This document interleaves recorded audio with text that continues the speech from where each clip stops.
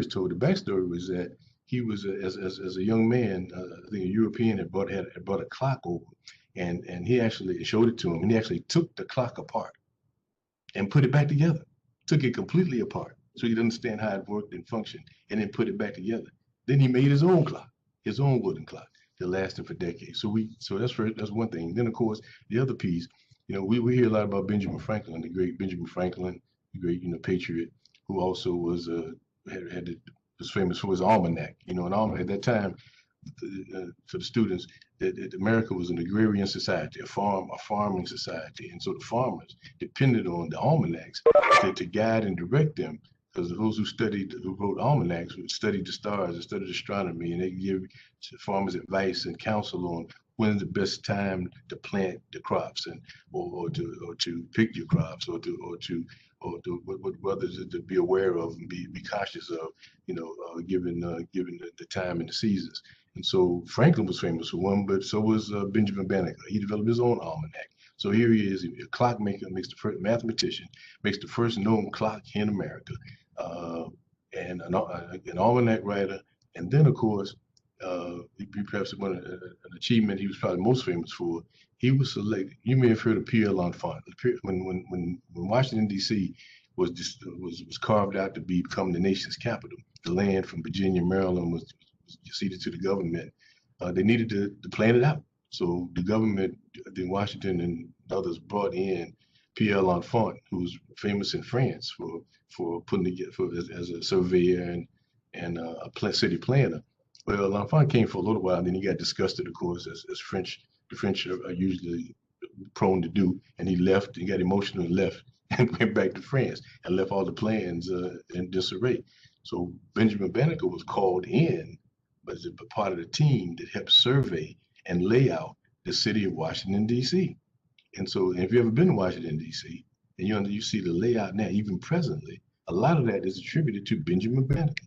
So in Washington, D.C., not far from the Capitol, there's a Benjamin Banneker Plaza named after this man Banneker, in tribute to his contributions there in D.C. There are schools in D.C. named after him. There's school, I think there was a school here in New Haven at one time named after Benjamin Banneker, quite frankly. So there's an appreciation and accomplishment of this black man. He actually was born free. His mother was free. His father was a slave. And because his mother was born free, that meant he was free. But nonetheless, as an of African descent, he still faced challenges and prejudice and bias. And so, but we give certainly him his props and acknowledgments for the accomplishments that he made. And also, you should note that in addition to being astute in the sciences, that didn't prevent him from speaking out against the injustices and inequities in America during that time. So he wrote letters to Thomas Jefferson, and among others, and criticizing and challenging America to be what it professes to be. And he challenged Jefferson on slaves himself. And so he was outspoken in many ways, in addition to being an accomplished astronomer, mathematician, surveyor, and scientist. So Benjamin Banneker, we give him his props. For those who didn't know, now you know. All right, next, I guess. So we're gonna fast forward. We can't. And again, this is in chronological order, but I'm just highlighting. I should have said this at the outset. Well, the folks we're going to highlight today are just, as Alfred said, just scratching the surface. There are scores of, and countless other men and women who made tremendous contributions to American society and culture. But we're going to just focus in on a few, and we can have some discussion, hopefully a few questions afterwards. Madam C.J. Walker, some of you have heard of her. Madam Walker, Sarah Breedlove was her birth name, but she married a man named Walker and decided to change her name to Madam C.J. Walker to get the respect that she felt she deserved and earned. But Madam Walker became the first woman self-made millionaire in this country. Let me say that again. She became the first woman of any race self-made millionaire. Now, prior to Madam Walker, yes, there were Caucasian women who were wealthy, who were millionaires, who had inherited their wealth from either their spouse or from their father or grandfather. And of course, were very wealthy. But Madam Walker was the first made the money herself. Didn't inherit any money. Nothing was handed down to her. She worked hard and became the first woman of any race to make her own money in the hair products industry, an industry that's a billion dollar industry to this very day. But she was the innovator. She was the creator. She had patents on certain products that she developed herself, and then sold them. Had developed an army, a team of women, to black women to sell the product and throughout the country. And so we honor and give attributes to Madam Walker. And you should also know this, and you always see with these others, Madam Walker was also, with the money that she made, she also was very instrumental in supporting civil rights and human rights initiatives that were taking place during her day. She supported the initiatives of the NAACP and Booker T. Washington and W. Du Bois and others. She made sure that her voice was heard when it came to matters of racial and social justice and justice for women as well. So anyway, so Madam C.J. Walker, someone everyone should know. You notice in her birth, she died, I believe, she died the year before women got the right to vote. As you can see, I think the Suffrage Act was passed in 1920. She died in 1919, but she had put effort in that as well. All right, next please. And Sarah Boone. Now, this is a home girl. As you can see, the first line, a resident of New Haven, Connecticut. Boone was a dressmaker who was famously known as being the first African-American woman to get a patent, and her patent to improve the ironing board and the modern design as we see today. So everyone who has ever ironed a shirt, a dress, a pair of pants, thank you, Sarah Boone, for putting together the iron. I know it's as much drudgery as it might be to iron. You appreciate the fact you have an ironing board to iron it on as opposed to sitting on the floor or some other place trying to figure out how to iron this piece of material. So we attribute Sarah Boone to give her props. And she invented that and tweaked the ironing board right here in New Haven. There had been an ironing board designed prior to Sarah Boone, but she tweaked it, improved it, and made it more palatable and usable, utilitarian to this very day. So we give her props. And the fact that she took place right here in New Haven gives us a little more pride. Sarah Boone. Lewis Howard Latimer. Well, I didn't know where to start. It goes, you can see from the pieces, an inventor, electrical pioneer, son of a fugitive slave, self-taught in mechanical drawing while in the Union Navy, became a great draftsman, patent expert, and inventor. As the notes here, he was famously known for his role in the development of the telephone with Alexander Graham Bell and inventing carbon filament and significantly improving the incandescent light bulb with Thomas Edison. So while history records that Alexander Graham Bell, of course, was attributed with inventing, if you will, the telephone, and Thomas Edison inventing, if you will, the light bulb, little is known about Lewis Latimer's role with both of those inventors. He played a significant role with both Alexander Graham Bell and with Thomas Edison in inventing the filament that made the light bulb last longer, as we know it today. So we give, and in different places, some of you may have heard of General Electric. You may have heard of it. Old school people have heard of it in terms of it's an historic multinational corporation here in this country, and in different divisions of General Electric around the country. If you walk in the lobby, at least in recent years, there's a portrait of Lewis Latimer in the lobby. A portrait of Lewis Latimer in the lobby as an acknowledgement that this man, this African American, was instrumental in helping develop this, making this country making that company rather what it is today. So we give Lewis Latimer his props and for the challenges that he faced as a black man in this era, and the fact that and the fact that both Graham Bell and Edison recruited him. They sought him out to help them. They acknowledged his talents, his skills, and his brilliance, and he contributed greatly to both the development of the telephone and the light bulb. Lewis Latimer. Garrett Morgan. Well, I always, when I think about Garrett Morgan, of course, I say to everyone that here's this black man, and who we all appreciate, because every single day of our lives that we've been on this earth, we acknowledge and appreciate his contribution, which is the traffic light. The traffic light. His invention has saved our lives on many occasions. Because he came with the idea at the turn of the century when cars were just become plentiful on the streets. He witnessed an accident uh, because there was no real traffic signals there to guide and direct traffic. So he went back to his laboratory and came up with this idea of three, uh, was it, was a third signal, a three signal traffic light as we know it today, the red, the yellow, of course, and the green, and had to to have regulate traffic, and certainly has been a tremendous contribution to not just American society but to the world at large. And so we acknowledge. So every time, so for everybody on this call, so every time now that you run it, that you stop at a traffic light, just think of Garrett Morgan. Say thank you, Garrett Morgan. We appreciate you for what you did. But another invention that he doesn't get as much acknowledgement for was the gas mask.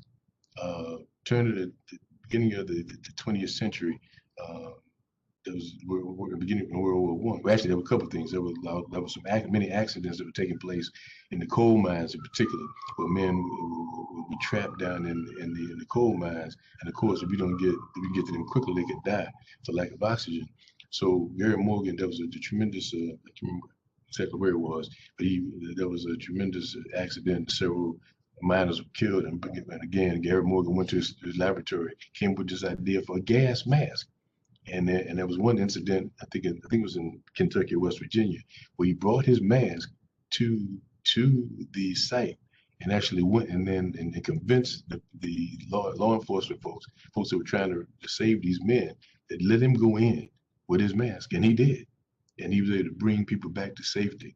And of course, he became nationally known and recognized for this invention of the gas mask that was later used in World War One by American troops when the Germans were notorious at that time for using nerve gas, as a weapon, and his masks were used to say and again save thousands of lives, American lives and European, British and French lives during World War One. So we give him acknowledgement, um, for the gas mask as well as the traffic light. Garrett Morgan. Freddie Jones. Well, I think about Freddie Jones in light of what we could just fast forward to what just happened recently in Oklahoma and Texas. Remember the freeze and the terrible weather that's taking place in other parts of the country, and a big issue with the vaccine, the COVID vaccine not being able to be transported. And I think about Freddie Jones because here's this black man who actually came up with that idea of refrigerated trucks, refrigerated trucks. And were it not for think of how we all of us have benefited from this invention, because the food that we eat, much of the food that we eat is carried in refrigerated trucks. And of course, more recently with this medicine, this COVID-19 vaccine that's being transported for the most part in refrigerated trucks. This man, Frederick McKinley Jones, um, and you can see his development of refrigerated equipment that was used to transporting food and blood during World War II, and of course that invention certainly has been further patented and expanded, but he certainly is credited with that, and as also you can see, he had more than 60 patents for refrigeration technology, X-ray machines, engines, and sound equipment, etc. So we give Frederick McKinley Jones his acknowledgement for and appreciation for that invention, improving refrigeration of trucks. All right, next, sir. Alexander Miles. Well, whenever we step into an elevator, we should just say thank you, Mr. Miles. He was, as you can see, a successful barber, businessman, and he was awarded a patent for an automatic elevator door designed in 1887. 1887, black man, automatic elevator door. Think about that. Um, when he had observed prior to his invention that elevator doors were operated by a shaft door that would need to be operated by hand and subjected people to hurting themselves with the manual operation. So he came with the idea that these elevator doors would open automatically, as they do now for us. So once again, another invention that we appreciate, that we benefit from to this very day, that's credited in large part to this man, Alexander Miles. All right, thank you. Marie Van Britten Brown. Well, interestingly enough, some of us have, many of us, especially this day and age, have home security systems, alarm systems too, because of the nature of the times in which we live. Well, who knew that Marie Van Britten Brown was credited with inventing the first home security system? Black woman. Who knew? Um, as you can see, both she and her husband worked hours outside of the standard time, 9 to 5, and lived in a neighborhood with a high crime rate. And so she took it upon herself to create a system that used a peephole, camera, monitor, two-way microphone, and alarm button to alert police. She filed for the patent in 1966, approved in 1969. The security system she invented back in the 60s is still used and cited in modern inventions today. So, of course, that's 50 years ago. And the home security systems have improved and been expanded on. But the point is that, once again, you have a situation where, talks about history, you have a black woman, a woman who happens to be African American, who comes with just the creative idea, out of probably just out of self-preservation. She said, let me just come up with something. And so you came with this great idea that, again, millions of us have benefited to continue to benefit from to this very day. But many didn't know that name, I'm sure. Marie Van Britten Brown, the first home security system. But who knew? Who knew? Most of you didn't, I'm sure. But that's okay. Now you do. All right. Next, please. Dr. James West. Well, I know, especially young people, to the hip hop crowd and this generation, they always use that phrase, "drop the mic." You say it often. They drop the mic. I'm out of here. Well, it's interesting that this man, James West, is credited in some ways with inventing the technology, this electric transducer, which is found in 90% of contemporary microphones. Created in 1962 with fellow scientists. By 68, it was in mass production, of course. So we acknowledge him. And I did this primarily for the young people, since they're always on the microphone and talking about drop the mic. So they know this black man, Dr. James West, was instrumental in certainly in enhancing the quality of the microphone that is part of our culture today in so many facets. Whether it's hip hop or just contemporary music or classical music, doesn't matter, or just speaking. As we're doing now, the microphone we're using now, that we're communicating on the computer. But James West, we give him his props. Dr. James West. Next out. Dr. Patricia Bath. Well, Dr. Bath, you can see, just died relatively young age, at just about 2 years ago. First woman to complete a residency in ophthalmology, first African-American female doctor to receive a patent. Her invention of the laser phaco probe used laser technology to help with cataract treatment. The invention first started in 1981 to figure out a way to make less painful and more precise treatment of cataracts, and so et cetera, et cetera. So I'm particularly indebted, as I'm sure some of you are, to this invention, because I've had cataract surgery on both eyes in the last 5 years. And every time I sat down, I think about Dr. Bath and say, thank you, Dr. Bath, because it didn't hurt. There was no pain, no aggravation. The laser surgery worked, and it worked. I see a whole lot better now. So I this is my own personal testimony, but I'm sure I speak for millions of others around the country who are indebted and appreciative of this invention by this black woman doctor.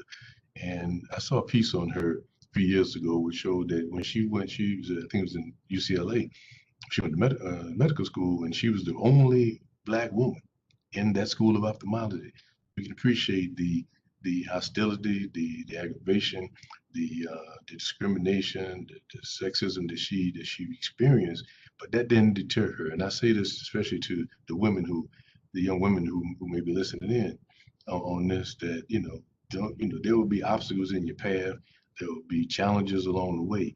But the part of the reason we show this the slideshow is to encourage and motivate you, to inspire you, to encourage you to keep going, to keep moving, keep pushing.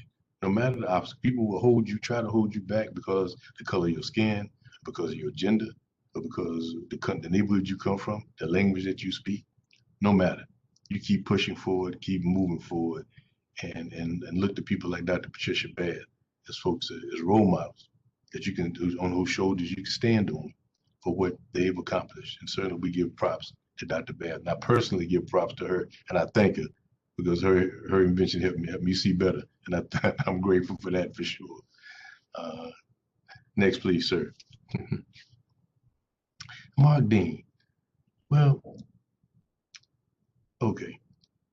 Mark Dean, for those who, again, this is not my area, but there's certainly those like that Dr. Cohen on the screen who are great computer technicians and certainly can appreciate the technology that Mark Dean developed in terms of disk and what else he did, new industry standard architecture, and so he's the inventor of the colored personal computer monitor. So we're indebted to him for new school, this new school invention. He's responsible for leading the team to create the 1 gigahertz processor chip. Personally, I have no idea what the heck that is, but somebody on the screen, I'm sure you do, and appreciate what that technology means to us to this very day. But we thank him for that, and I wanted to make sure we understood and appreciate the contributions that African Americans are still making to this very day. It mentions that and technology that we're benefiting from right now as we sit here on this screen. So I want to just give Mark Dean his props and acknowledgement. All right. Next, please. Dr. Cook. Well, I think it's only fitting that, and I thought we'd close with this one and we can have some discussion and questions, because there are many more people we can talk about. But in light, some of you may have heard this woman already, Dr. Makaya Kizzy Corbett. She is responsible. She headed the team that helped develop this vaccine, the Moderna vaccine. And so something that we benefit, that's benefiting, not only benefit us in this country, benefiting folks around the world. So here's this Black woman doctor, relatively young, who was, and so when you may remember when this vaccine was rolled out a couple months ago, Dr. Fauci and others, they called her to the stage, and said, hey, this is the woman who headed the team, who helped make this happen for us. And so I think it's important that all of us recognize and appreciate, especially now, this is such a timely piece and timely person to acknowledge, because in the midst of this, as we continue to battle this pandemic, that this Black woman doctor was instrumental in helping develop this vaccine that we hope and pray will save lives, but not only in this country but around the world. So we are all indebted to her, and we'll continue to be indebted to her and her team for making this happen. And I think young people especially need to know who this person is. This is present day, modern day history in the making. Dr. Kizzy Corbett. Dr. Kizzy Corbett. Remember that name. All of us should remember that name as history as the years go past. We look back on what we're dealing with right now. There's no question in my mind. Her name will be in the forefront of folks that will acknowledge years from now in terms of being a difference maker and a change agent in our society, in our culture, indeed in the world. So Dr. Kizzy Corbett. If you didn't know, now you know. All right. So again, there are countless other folks we could talk about, but I thought to just give everybody just a brief overview, and in terms of scanning from Imhotep, Timbuktu, to Benjamin Banneker, to Dr. Corbett, and just an idea of the tremendous contributions that African American men and women have made and continue to make to our society and our culture. And again, we focus on science and technology because some folks, I'm old school, like Jonah Cohen. And so we can appreciate the fact, and Jonah knows this, and so does other teachers, that historically in this country, that children of color have been steered away from the sciences, steered away from biology and math and technology, steered away. Oh, you can't handle that. Just do something else. Well, and I'm not saying, I majored in political science, so I'm okay with that. With what I did and what my interests what my interests were. But at the same time, I know that part of the reason that these young people steered away because they didn't know, they weren't taught this history, didn't know about the great contributions that African Americans have made to the development of this civilization in this world. So it's important that we know, that that we know these individuals, these contributions, and so to encourage us, but also to pass it on to our students here at Gateway, but also to the younger students. If you have younger brothers and sisters or children, they need to know that who these people were, and they can do and be anything they want to do and be anything they want to be, especially when it comes to science and technology. So, just want to share that with you. Um, so anyway, I guess we'll stop, maybe open up for questions, I guess. So if you have a question, we have a small enough group here. Just feel free to unmute. What I'll do is I'll mute myself, mute Mr. Graves while you're asking your question, and then that way we can all hear clearly what you're asking, and obviously hear clearly his response. I'd just like to add, thank you so much, Judge Graves here. One of the things that he does is he's always sharing information and education.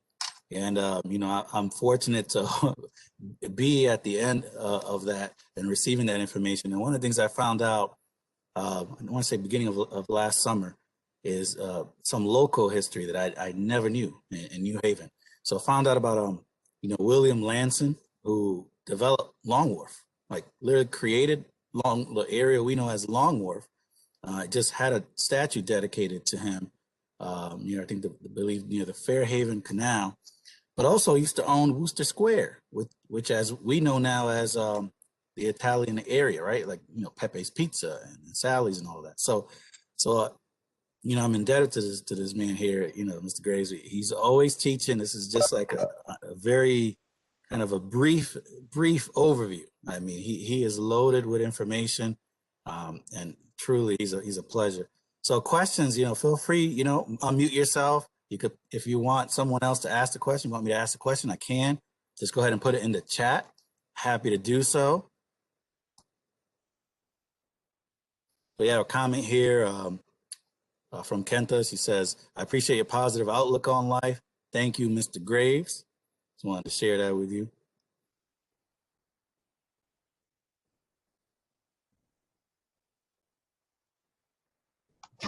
Can I add something? While folks are waiting to cut, I see Maribel, my friend Maribel is on as well. A couple other folks names I wanted to mention, because and they count as others. Two folks that you mentioned Lanson. Let me say more about Lanson. For those who don't know, was a former slave who ended up here in New Haven. He became very instrumental in New Haven life, as Alfred indicated. Wasn't trained as such, but was an engineer. He helped expand Long Wharf, and that was an issue. New Haven always has been a port, but one problem was the large ships that would come to New Haven couldn't get to the shore. They had to dock way out in Long Island Sound. So William Lanson came with this idea to build a connection from the shore on Long Wharf out further, so that the ships could come in closer, and it helped. Once he did this, it helped expand the economy. You can appreciate of New Haven, and all New Haven, the New Haven business community benefited greatly. So much so that the New Haven Chamber of Commerce, just last year, changed the name of its achievement and an excellence award in business to the William Lanson Award. That's the New Haven Chamber, not the Black Chamber of Commerce. The New Haven Chamber of Commerce changed the name of its achievement award to the William Lanson Award in appreciation and acknowledgement of his contributions, not only to development of Long Wharf, but to the Farmington Canal, as Alfred talked about, to help develop the Farmington Canal as a commercial entity for New Haven and other parts of Connecticut.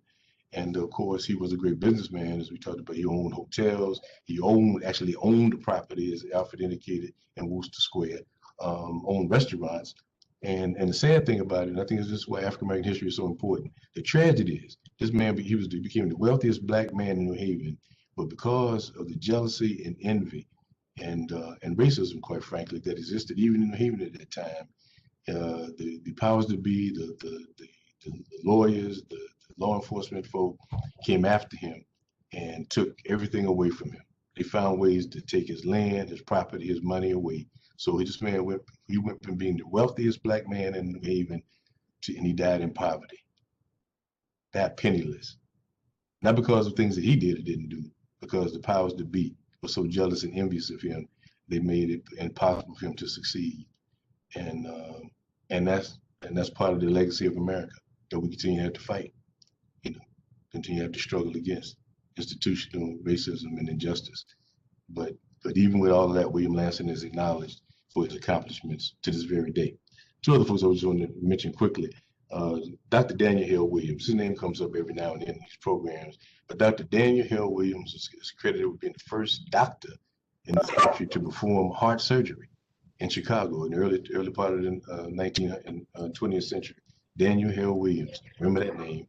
If you don't believe me, check it out, Google him, do some research on him. And then, of course, there's Dr. George Washington Carver, who most of you probably have heard of. He's known as the Peanut Man affectionately, but Dr. Carver was a great scientist, a great agricultural scientist who did a lot of his work at the University of Iowa and then at Tuskegee Institute under Booker T. Washington's tutelage, and became a world-renowned scientist for his invention, his use of the peanut. Over 300 different products he developed with the peanut alone. Not the least of which is peanut butter, which we all appreciate to this very day. But important to note that George Washington Carver, great scientist, great teacher, great inventor. So I just acknowledge those two individuals, or those three actually, Lansing, Dr. Williams, and Dr. Carter.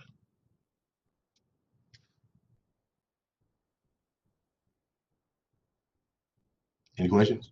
Yes, comments, criticism? This is Sandra. Yes, ma'am. I don't have a question, but I want to make a comment about inventions and to let you know that my husband has an invention in the automotive industry.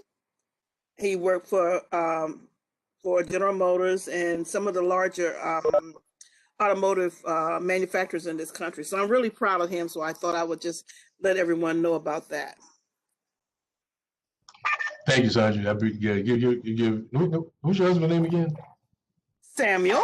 That's right, Samuel. Just give Samuel some props here and Sandra for being his advocate and his booster. Thank you very much. But that's important because a lot of stuff we don't know. And a lot of things are done. People make accomplishments that are unacknowledged, and we appreciate you acknowledging that. Oh, thank you. And we thank Samuel for that. And then also I wanted to talk about contributions from Africa. There is a group, or like in history, there's a group called the Dugons and the Dogons, and they were able to chart the stars before we had modern day telescopes, and they were accurate. And a lot of our Africans traveled from Africa even to the United States in the 1400s by the stars using those methods. So I thought I would give that information. Thank you, Sandra. Well, here's the thing. You're absolutely right, and that's part of the piece I mentioned earlier at the outset. There's so much that we can't get in. We don't have time to get into. But I would encourage, especially the students and even our faculty and staff, to delve into this issue more. There's a lot of what we don't know. I mean, there's a lot about Africa and African history and civilization that we don't know, that we're still learning. And what you just mentioned, what Sandra just mentioned, is important. That the historians do record that there were African explorers too, in the same way that the European explorers from Spain and from Portugal and from England and France, traveled around the world to, in this era of exploration. There were African explorers too, who had ships and they traveled and used the stars as most did, used astronomy to guide and direct them. And so it's just that not much is known about them, not written about them, but there's historical evidence that there were countless African expeditions that left the continent and came as far as the United States and the Caribbean and Mexico.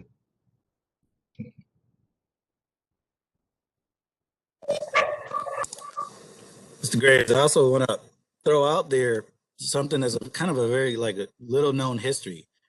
So, as many people know, in the U.S., they had the Negro baseball leagues because there was a time where obviously African Americans could not play in Major League Baseball.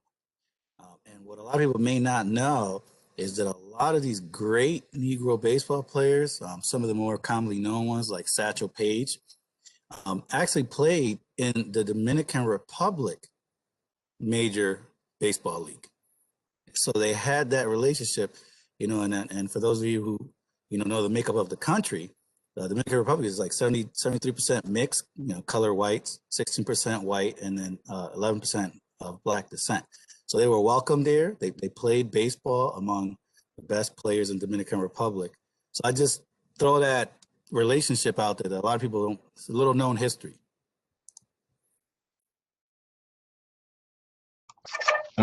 Yeah, let me just quickly add to that. Even though it's a little diversion, the digression from what we're discussing, but the Negro Leagues were very prominent, not only in Dominican Republic, but also in Cuba.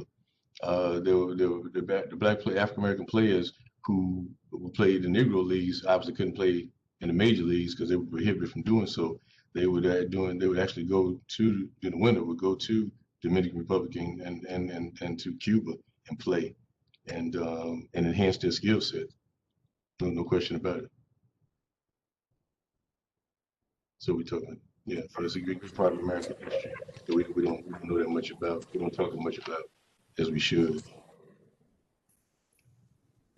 I guess, I don't know. I guess a couple of things we could talk about. And I don't know where I want to take this. I know that. Sorry, Jonah has a question. You want to go ahead? I'm sorry, go ahead. Cliff, are there resources or organizations that you suggest to students who are looking, or the faculty, anyone that do a good job in celebrating Black history or contributions? Like, are there specific places to turn toward that kind of information, even as things come out, that people could either follow on some kind of social media or other kind of resources that you think do a good job in promoting and celebrating contributions?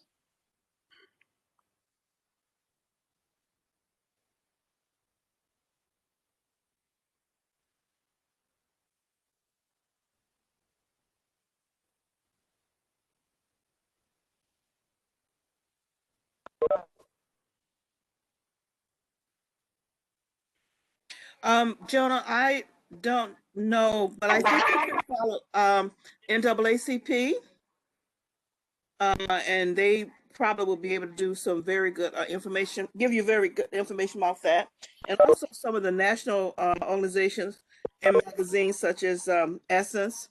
You can also get information from the Smithsonian Institute and from the African American Museum. the African American Museum. Yeah. And so that was a lot of information there and in those areas. Yeah, let me. And also, there's lots of books you can read.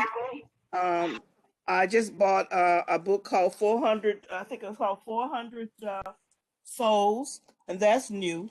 So it will be probably good to just check out those. And sometimes you can go to some of the libraries. Some libraries have just a whole section just for the African American studies. Yeah, let me just add to Sandra's point. Well, in addition to those sources, yeah, the museum, of course, has a website, the National Museum of African American History and Culture in DC. And I would encourage everybody, if you haven't been, I know when this pandemic has been, you couldn't travel, but as soon as this thing is lifted and the air is clear, hopefully in the next year or so, if you haven't been already, please go. You have to go, everybody, no matter what your race, nationality, ethnicity, I'd encourage you to go check it out. It's planned to spend a couple of days. It's masterful.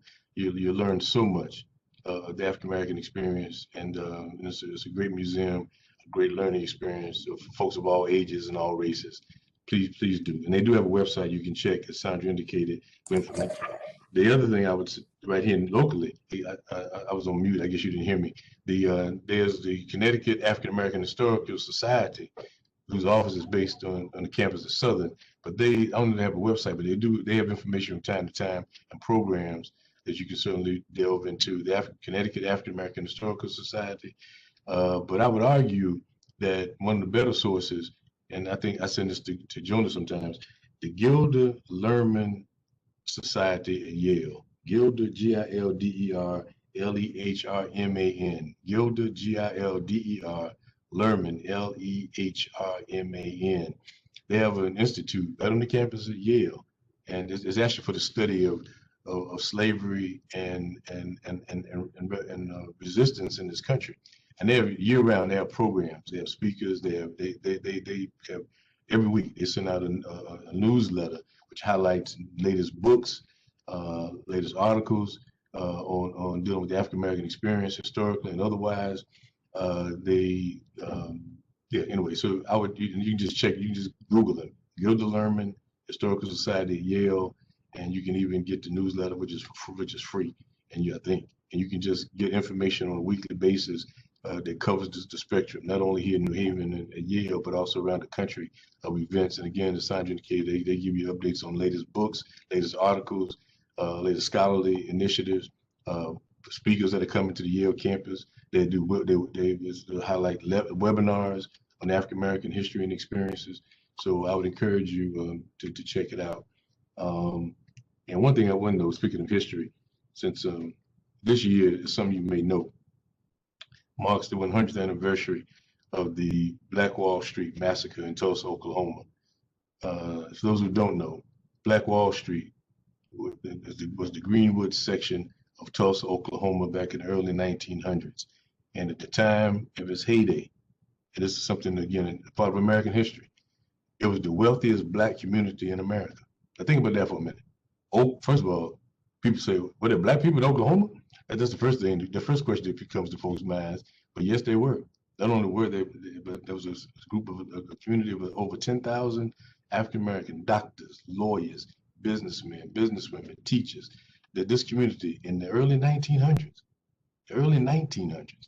had over 25 restaurants, 35 grocery stores, banks, credit unions, a skating rink, a movie theater, a hotel, all owned by, run by, managed by Black people. Who knew that? In the early 1900s, it was Booker T. Washington who traveled to Tulsa, Oklahoma at the invite of the people there and dubbed it Black Wall Street, because he looked around and said, gee, this is amazing. No government help, no government assistance, just Black people working hard, their own initiative, resistance and resilience, building up this community.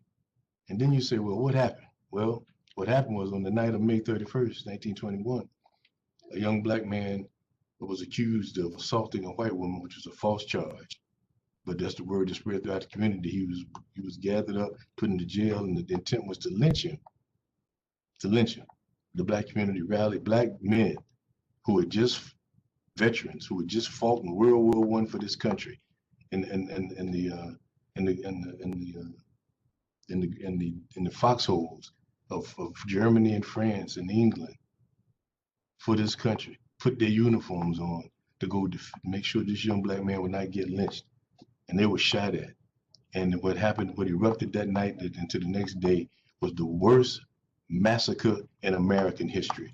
Now I know, with all due respect to all the things we witnessed in our lifetime, from Sandy Hook right here in Connecticut, to the Parkland shooting, to the Las Vegas shooting, and all these terrible, horrific things that have happened that we witnessed, that we've seen over and over again.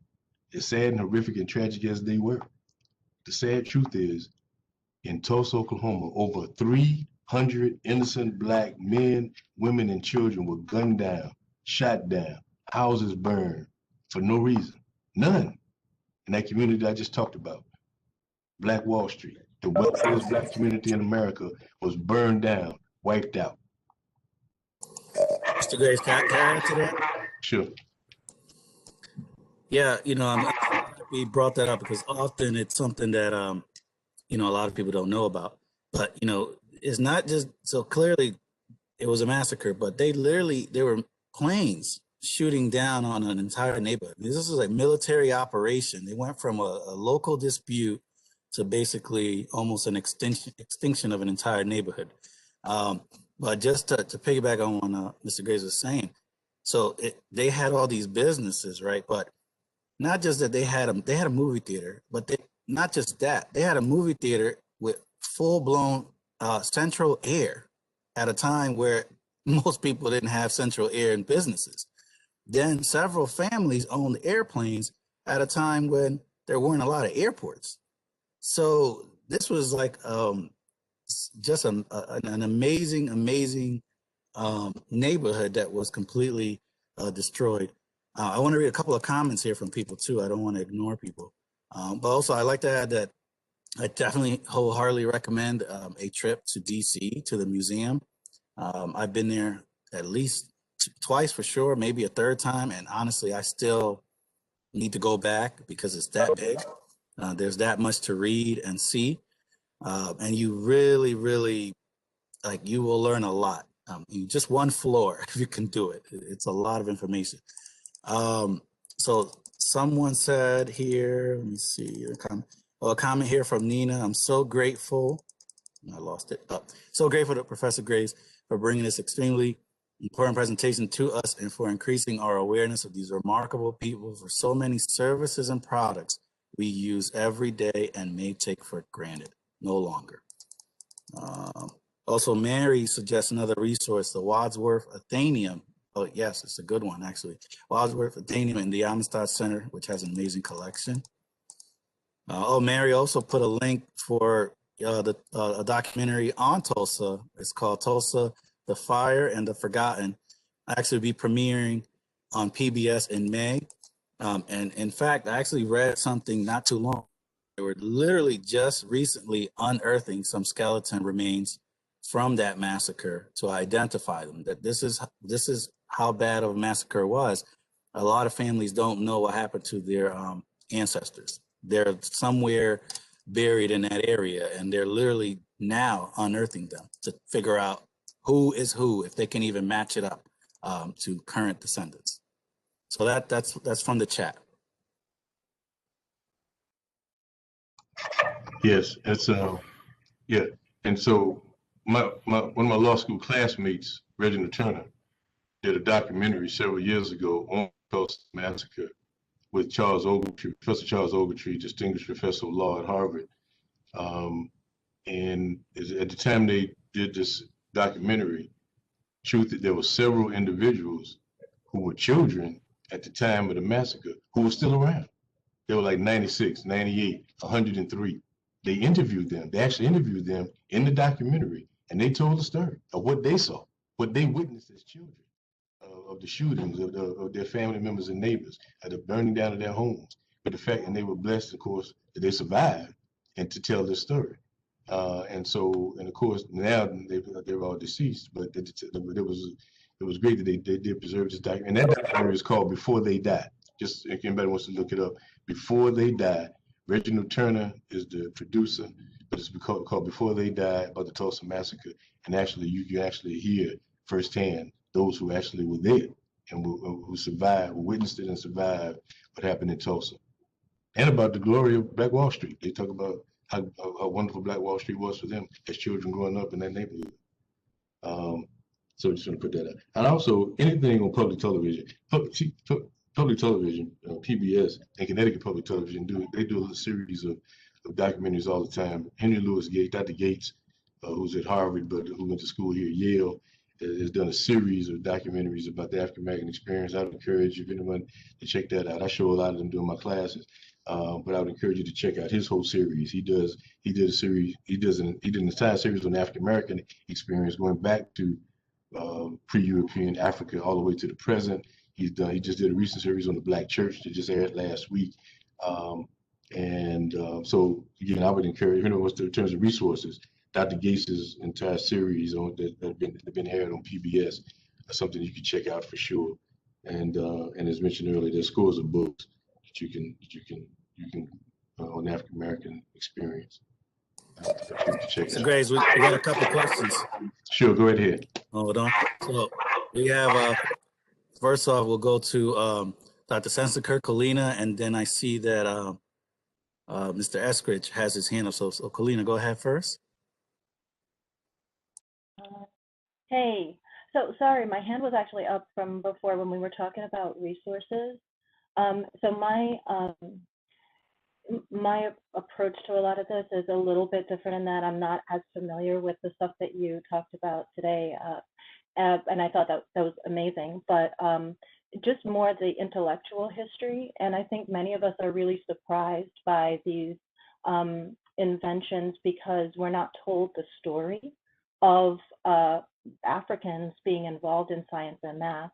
But what I think is interesting is that if you were learning at a university in the 1400s, 1500s, 1600s, the received knowledge was that all of this science and math began in the continent of Africa, and that the Greeks that European intellectual history traced the tradition back to actually were educated in Africa. So for example, Pythagoras, right, it's called the Pythagorean theorem, not because Pythagoras came up with it, but because he brought it back after he was initiated as a priest in Egypt, right, and lived there for quite some time. So in terms of resources, I don't have the kinds of resources that you might refer to, but I do have a few texts that talk about the history of mathematics and science in Africa, and happy to share with anyone who would like to read them. Thank you, Professor Kalina. I appreciate that, and I agree with you. I'm always fascinated by the Pythagoras. I had a tough time in geometry with that theory, or that theorem. But I do. But later, when I learned that he actually had studied, I think he was in Egypt for like 30 years, and went back to Greece and was proclaimed a genius. So think about that for a minute. He's studying in Egypt for 30 years. He comes back, and the Greeks said, "Man, you smartest guy we know." And he said, "Well, I just got trained by these folks in Egypt." But that's part of history. That's the disconnect. We honor Pythagoras, but we don't appreciate where he got his knowledge from, and I think that's part of the disconnect historically that all of us have. Carter Woodson wrote a book called The Miseducation of the Negro. That was his classic work, The Miseducation of the Negro, and where he acknowledges that African Americans have been miseducated. But the truth of the matter is, it could have been expanded to include everybody, because all of us have been miseducated, sadly. And no matter what areas of expertise that we've garnered over the years or studied in, we've been miseducated because the history has been distorted and lied about for in terms of the contributions. And let me say this. Let me add this. And I say this a lot in my classes, and I think it's important to note in today that when we talk about, again, what prompted Carter Woodson and countless other historians to engage in these endeavors, because when they looked at history, they discovered that history was just that, his story, a Eurocentric, white, male-oriented, dominated inversion of what happened, leaving out either marginalizing or just lying about the contributions of African Americans, of Latinx, of the indigenous folk, of Asians, and women. And women, all white women were left out of the history books. Listen, I'm old, but I ain't that old. But I remember reading American history, and the only woman that I can remember in the whole American history book was Bessie Ross in the flag. The only woman in the whole book was Bessie Ross. I'm thinking the women half the population. The only woman they can come up with is Bessie Ross. But that was the history book that was taught. So we made some progress. I hope that somebody can appreciate the fact we made some progress since then. But the fact of the matter is, history is still, American history is still marginalized, and when it comes to the contributions of everybody, which is why it's important to have African American history, Latinx history, indigenous folk, women's history, and it should be at some point fully incorporated into the American history curriculum, so that everyone learns the same thing. But that's not the case. But thank you, Kalina. Yeah, Serena, just what's put out there. I mean, you know, the media and what is actually reported is not often accurate, or they don't portray everything correctly. So just going back to the Black Wall Street situation, I've seen countless interviews of current residents, literally current African-American residents, that were stunned to hear that history. They live in the neighborhood where it happened, and they had no idea that that kind of a massacre happened in that neighborhood all those years ago. That's just an example of how it's completely wiped off the grid, completely wiped. So, Mr. Eskridge, you had something? Go for it. Yeah, first off, a couple of notes of thanks. Professor Graves, I'd really like to thank you for all this knowledge that you imparted. I'd like to thank you particularly for mentioning Lewis Latimer. Lewis Latimer was kind of one of my heroes as an engineer. In addition to his work at GE and with Alexander Graham Bell, Latimer was one of the inner circle of key scientists and engineers that worked with Thomas Edison, and that group came to be known as the Edison Pioneers. So Lewis Latimer was the only African American among the Edison Pioneers. I'd also like to say that I appreciate your mention of Daniel Hale Williams, and that brought to mind someone else, Fanny Barrier Williams. And Fanny Barrier Williams was instrumental in the establishment of Providence Hospital in Chicago as a medical establishment, a nursing school. And so without Fanny Barrier Williams' contribution, we might not have had Daniel Hale Williams' contribution as being the first to perform successful open heart surgery, because Fanny Barrier Williams actually was instrumental in establishing Providence Hospital. So that's how those things link up and act together. And finally, I'd like to thank my wife, Sandra, for that totally unsolicited mention of my patent. I was a co-inventor on a patent, but it's nice when I'm able to think of that also as part of African American history. So thanks all around. Thank you, sir. Thank you for those contributions. Let me just, can I interject this, please, Alfred? Go for it. I think what I neglected to mention was the fact that actually I'm from Oklahoma. I was actually born in Oklahoma. That's my mother's home. And so I actually was born there and have many relatives still there. And I think to the earlier point, I mean, to Alfred's point, what happened in Tulsa was there was like a veil of silence, and even in the Black community, about what transpired. For some reason, I still haven't figured it out all these years later. Even when I spoke to my own family members who kind of heard about it, the old school folks, the older folks who knew about it, but really didn't talk about it.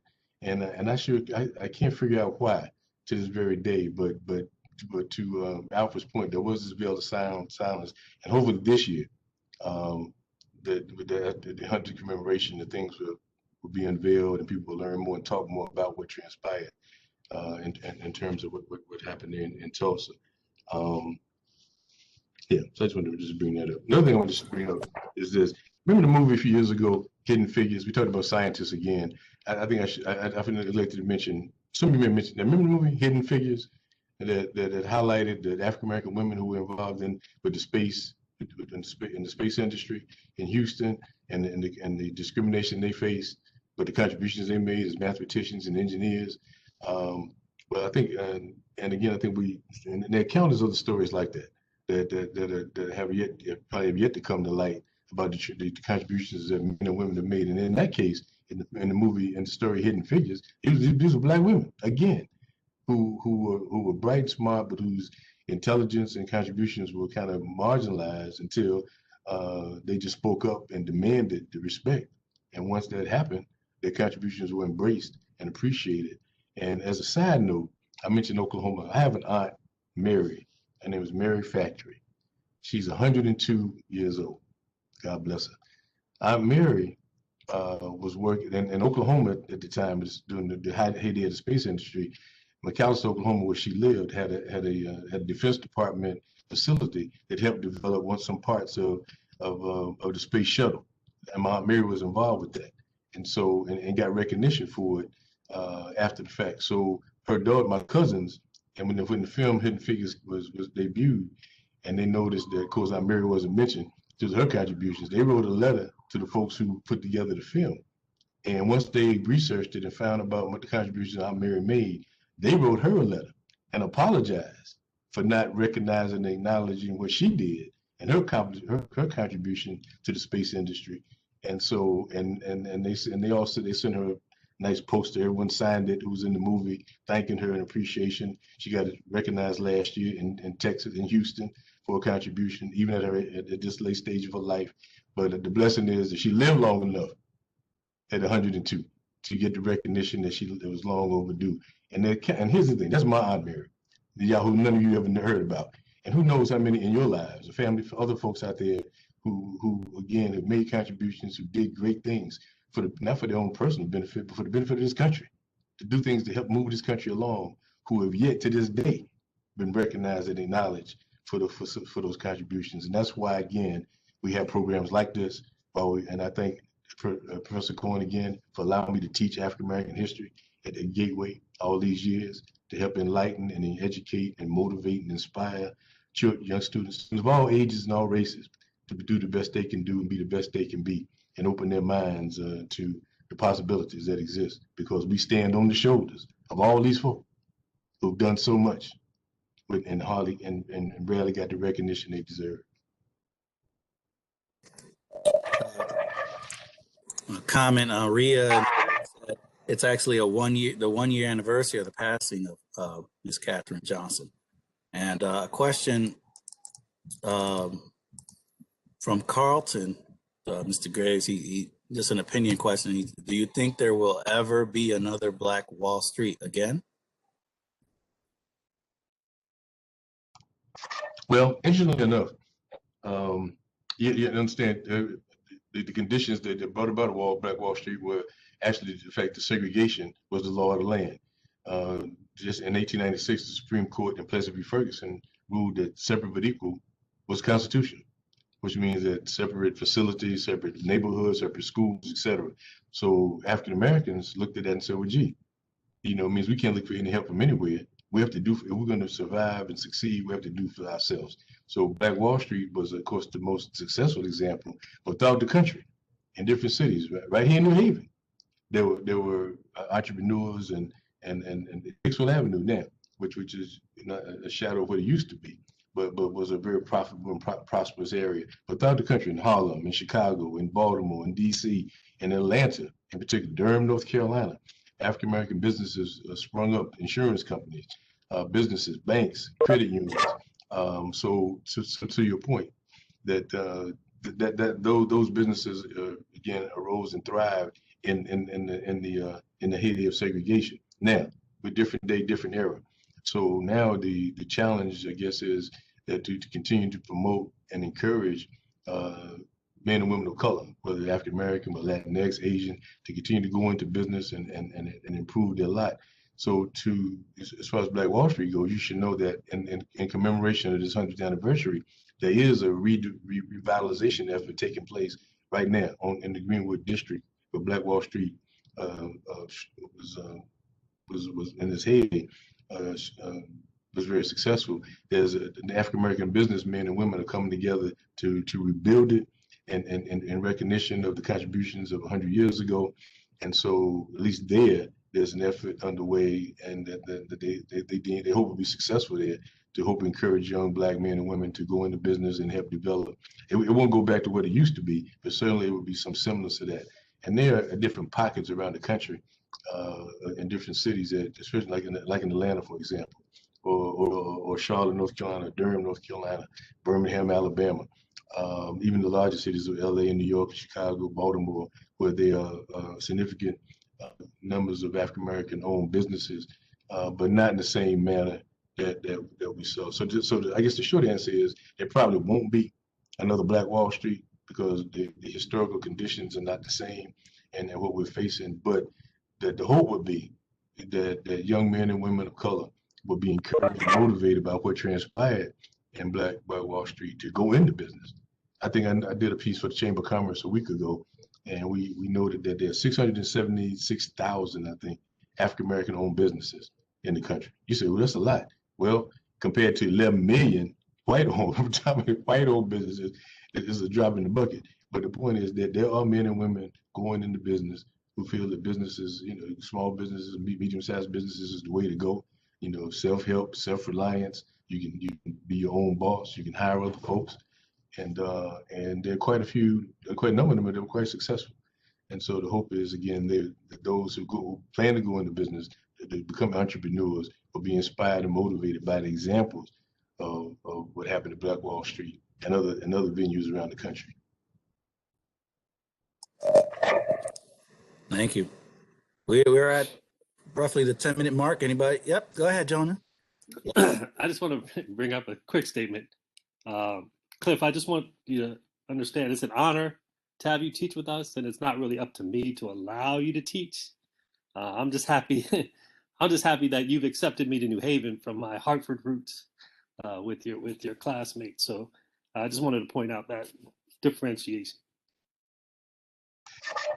Thank you, sir. I appreciate it.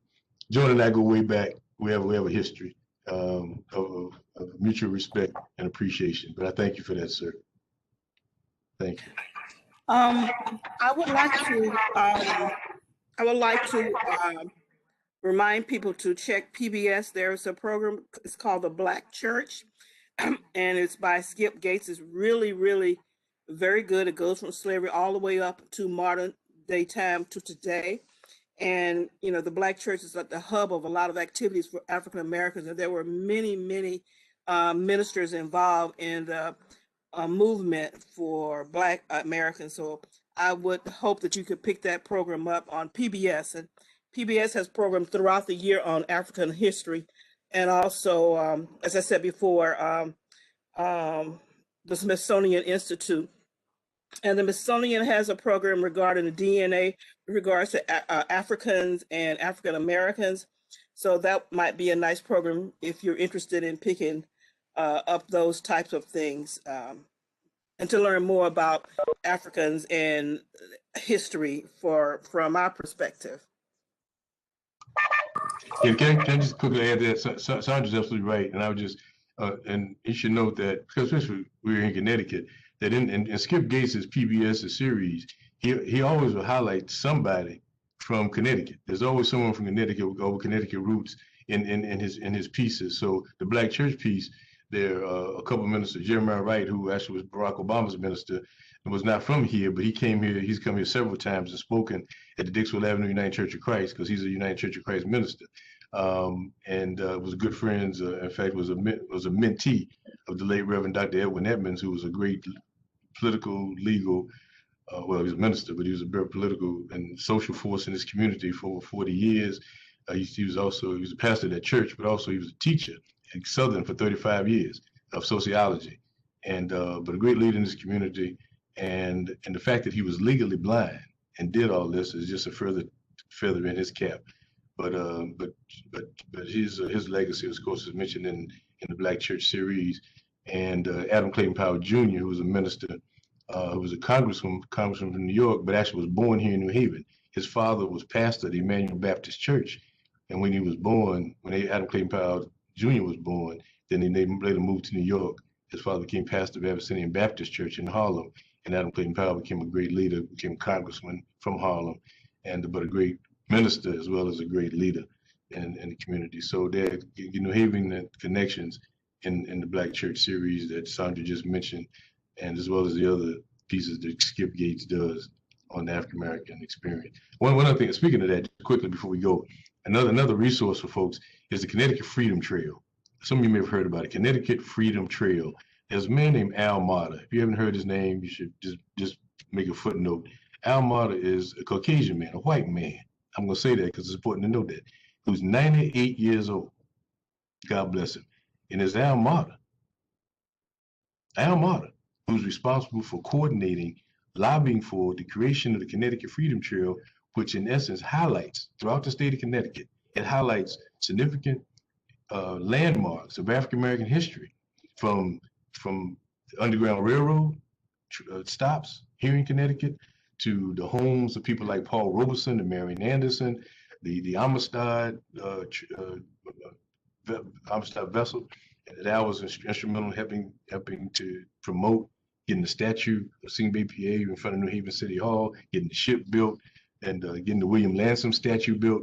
He's just been a force in this community. And the fact that he's Caucasian is something everybody should make note of, because he's someone who's committed to racial and social justice in our state for all these years. He's 98 years old, and up until recently, when he became immobile, I had him come speak, Jonah, to my class every year. And I got to tell you, he was the highlight of every class. The students would just, at the end, all the students would come up to him and just want to shake his hand and just touch him out of appreciation for his contributions and to Connecticut and to Connecticut history, and uplifting and highlighting African American history and culture.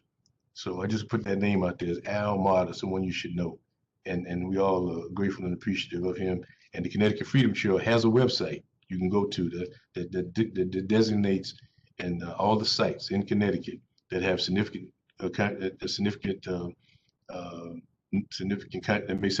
contributions to the African Americans' experience and to racial and social justice here in Connecticut. Thank you, Mr. Graves. I also want to point out Friday, and I just put the link in the chat, by the way, but Friday we're having a virtual closing ceremony for Black History Month at 3 o'clock. It's a brief program, but it's important to come together and close out the month. We do have a keynote speaker, and it will be Scott X. Esdale. He's the president of the Connecticut NAACP. So we invite you to join us for that program at 3 o'clock on Friday. I'll be sending it out through email again. It's been marketed as well on the website in other areas. And just to touch on the point that Mr. Graves was making earlier several times over, I heard him say that, basically women were unaccounted for, women were not acknowledged, and things of that nature. So one of the things that my team and I have been working on, and is to acknowledge Women's History Month, which is in March. Which is not typically acknowledged. They always focus on the one day, International Women's Day in March. I think it's March 8th or something like that. So we'll be doing a host of different events and activities throughout the month of March. So look out for that as well. And we ask for your participation and encouraging all of the women that we work with and the wonderful women that have come, are here today, and are no longer with us.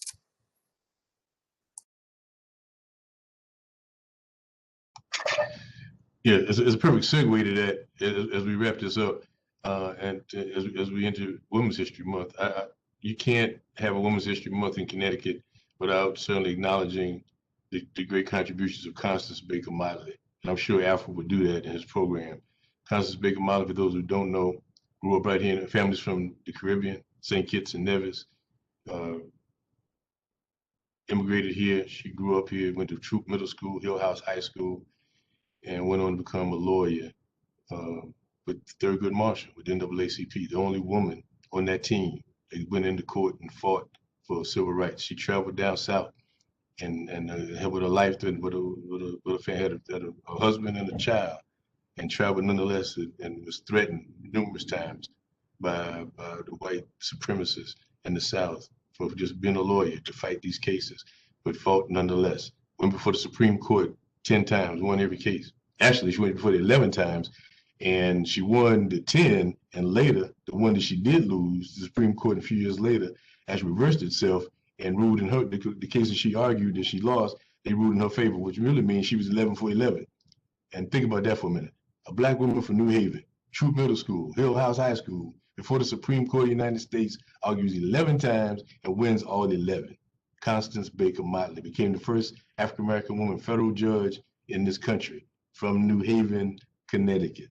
So again, as we segue into Black Women's History Month, remember that name if you don't know it already, Constance Baker Motley. She died a few years ago, and here in her services at St. Luke's Church on Whaley Avenue, and people from all over the country came to pay tribute to her in acknowledgement of her contributions to racial and social justice in this country. So, just FYI, Constance Baker Motley. As a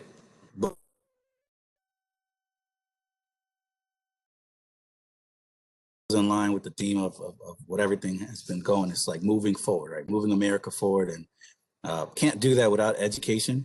And certainly Judge Graves has been a part of this discussion and has contributed greatly. And honestly, I learned a lot today. So and I'm always reading and random things and learning. And I myself was highly enlightened with a lot of inventors that I had no idea about. So I will turn it over to Mr. Graves for any concluding remarks that he may have. And once again, thank you all for being here. Mr. Graves? So let me just thank you, Alfred, and thank Jillian, your assistant, for helping put this together, for inviting me. I thank all those who were present, who hung around. And I see some of my students, actually, former students and present students on this, and I appreciate that as well. And listen, and going back to Jonah's point, we're all here as teachers and staff folks. We're here to serve and educate and enlighten. So it's an honor to be a part of this team of educators here at Gateway. I'm grateful for the opportunity to serve and to share what I know. And I tell my students all the time, as much as I think I know, I'm always learning. Every day I learn something new, something more about history, about life, and I share those experiences and encourage my students that even though I've taught them a lot, I'm just planting the seed. As all my fellow instructors are doing. All our job is to plant the seed so you can continue to nourish it and watch it grow and develop, learn more, dig more, challenge us, stuff that we tell you. But the key thing is to do your research, to educate and enlighten yourself. And I know we got to wrap this up, but I can't close the thing on Black history as I always do without talking about this person on the screen. I hope everybody can see the screen here. The screen here. Well, the first and second from, I guess, your left, right there. I'm pointing the finger right here. That's my great grandfather. His name is Nearly Factory. He was a United States Deputy Marshal in the early 1900s and within the Oklahoma Indian Territory. He was only a handful of African Americans who were U.S. Deputy Marshals.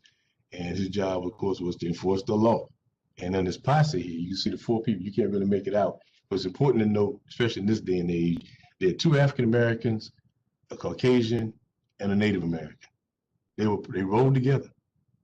They rode together, ride or die. They had each other's back. And I think that's important as a lesson, long before affirmative action became part of our colloquium. They rode together, interracial group. And my great-grandfather, I never really met him. He died 2 weeks after I was born. But my mother tells me, I know this is a legend, I don't know. My mother tells me that he held me in his arms and looked at her, looked at me and said, one day this boy's gonna be somebody. Well, I'm still trying to get there, Grandpa. But I think I appreciate him and thankful for his contribution. So just so you know, Grandpa Nearly. All right. So I thank you all. I thank you all for your time today. Everyone, I encourage you to continue to be the best you can be, do the best you can do, whatever endeavor you pursue, and always seek the truth. Seek the truth and tell the truth. Especially in this day and age now, the challenges that we're facing as a society, where there are a lot of mistruths and lies, quite frankly, are being told and perpetuated. Our job, our task, is to be truth seekers and truth tellers to our students especially. So with that, I thank you all again. I appreciate the time and effort. Everyone have a great day, stay safe, and till we meet again. Thank you all. Thank you. Thank you all. Thank you all. Be safe. Take care.